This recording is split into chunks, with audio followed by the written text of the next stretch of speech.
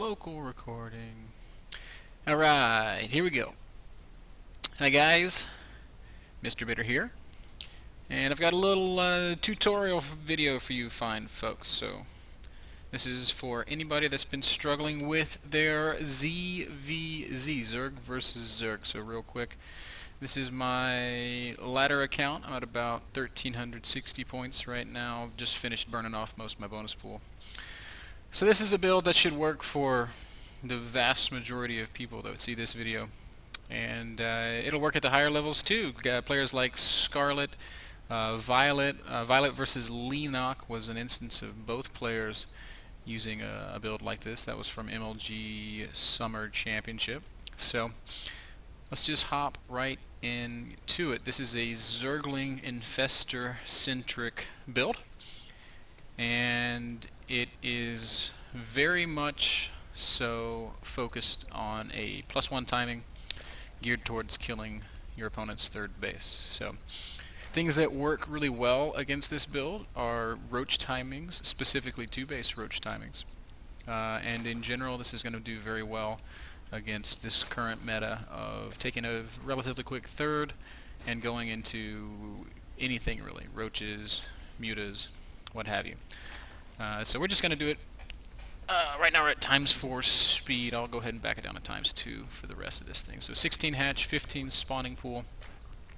We can see our opponent went 15 pool, 15 hatch. His build is not totally that important, but things you do need to be mindful of are his spawning pool timing, so you know if you need to be making units. For instance, if he goes speedling first, I'll make a second spine crawler in my natural, but that's not going to happen this game. So, saturating our main base, it's good. Second hatch is up, saturate that as well. Getting this spine crawler, this is important because it needs to be there in the case of any sort of early game pressure, or even like some sort of hidden speedling all in. Things like that can be tough to deal with. I made 4 lings this game, sometimes I'll make only 2. And just kind of run over here, kill a drone, might even kill a second drone. No, it doesn't die. But nice little things like that. You can see that right now he's got a small worker lead, but as I drone up, it'll change. I'll close that gap. Double queen is very important. I'll pause right now just to talk about this. Notice the timing on his Zergling speed, about 6 minutes. His is about to finish. It could be a little bit faster if he'd gone 14 pool first, but this is around the time in the game where you have to be mindful of a big speedling only all-in. So you want to do things like have this Overlord in position to check on his drones. I'm pretty sure I've already done that this game. I can't actually tell right now, but I did check at one point. But you need to see if he's spinning his larva on drones or Zerglings, so that's important. And if he is going to go for the big Zergling all-in, you probably want the second spine crawler. I didn't build it because he didn't in this case. And you definitely want 2 queens blocking your ramp. And these are going to be your first 2 queens. You'll build a 3rd and a 4th queen to continue with your injects. These 2 guys will save energy for transfusion on spine crawlers in the event of a big attack. So that's very critical. Also around this time in the game, notice I've got 2 base saturation, -2 drones because I just started 2 extractors. So around this time, around 36, 38 supply is when you want to take that double gas. This is very important for our +1 timing. We'll go ahead and hit play here. He's going to run across with some lings, see what's up. He's going to even try to mess with my drones a little bit. I'm just going to dance around. And he kills nothing. Double eBay goes down around the time I start mining from these gases. These eBays are going to finish up and I'm going to have the money for my upgrades. Now I'm going to pause here and talk just a little bit about variants on this. Stefano's another player who sometimes plays a style similar to this. Scarlet notably plays a Zergling style where she only gets the single Evo chamber, and that allows her to get much faster hive tech. That's something to think about when you're experimenting with this playstyle of your own. When this finishes, I'll take my 3rd gas. This is for my mid-game transitions. But around now, just notice how all these timings line up. I've got enough money to start +1 carapace immediately.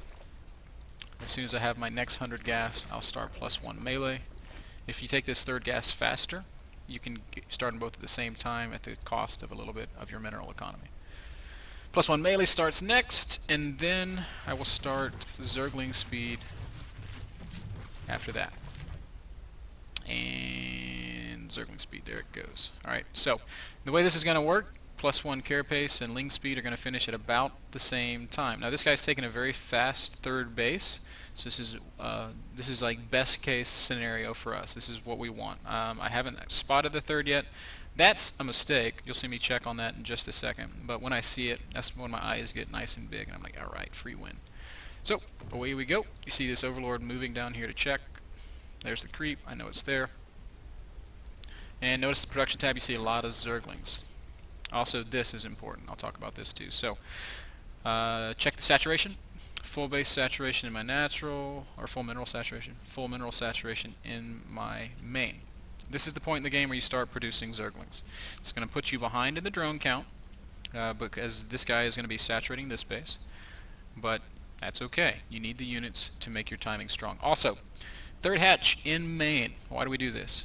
Reasoning is quite simply because he has Zergling speed and I don't.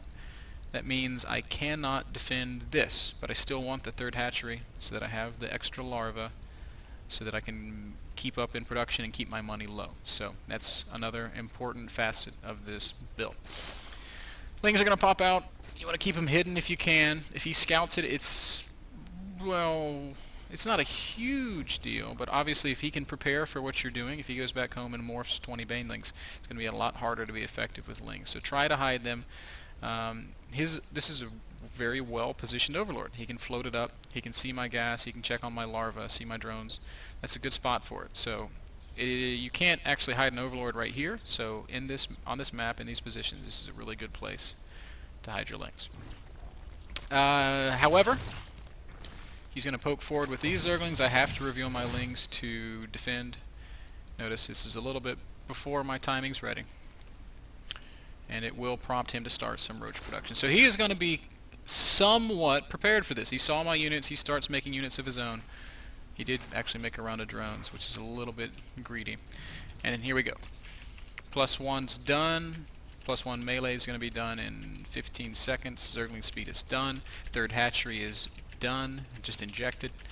And I've got all these Lings. 47 Zerglings. That's Kev typing next to me. And against only 8 roaches. Now Dan's typing too, and 13 Lings on his side. So some things have to happen, says Roti. Alright, so +1 timing, go, go, go. His Lings can't trade with my Lings, and his third base is in big trouble. So he's in full-on unit production mode, morphing some banelings. Oh, this is important. Let's back it up. When you have +1 armor, unless he has +1 melee, Zerglings will not die in one hit to banelings. It'll take 2 hits. So we're going to see that happen right here. Banelings come and detonate. A lot of Lings low on health, but not dead. That's going to make them trade super, super effectively with these roaches. And from here, obviously this is a 1 game. This is the +1 timing, ending the game outright. But it is important that we talk about transitions. So, as the attack goes out, we secure map control, we take a third base. As the attack goes out, actually as soon as your layer finishes, you should start your infestation pit.